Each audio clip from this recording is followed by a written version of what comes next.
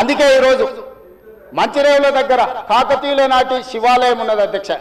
850 సంవత్సరాల పురాతనమైన శివాలయం మంచిరేవుల దగ్గర ఉంది అధ్యక్ష. గ్రేహాండ్స్ ల్యాండ్ ఉందా, ఈరోజు అక్కడ శివాలయం కట్టదలుచుకున్నాం అధ్యక్ష. మన సంస్కృతిని కూడా పునరుద్ధరిస్తున్నాం. ముందుకు వచ్చిన తర్వాత మక్కా మసీదు ఉన్నది, ఒక అంతర్జాతీయ స్థాయి మసీదును అక్కడ కట్టదలుచుకున్నాం అధ్యక్ష. నదీ పరివాహక ప్రాంతంలో ముందుకు వస్తే సిక్ చావుని గౌలిగూడ దగ్గర ఒక అద్భుతమైన స్వర్ణ దేవాలయం లాంటి ఒక సిక్ మందిరాన్ని కట్టదలుచుకున్నాం అధ్యక్ష.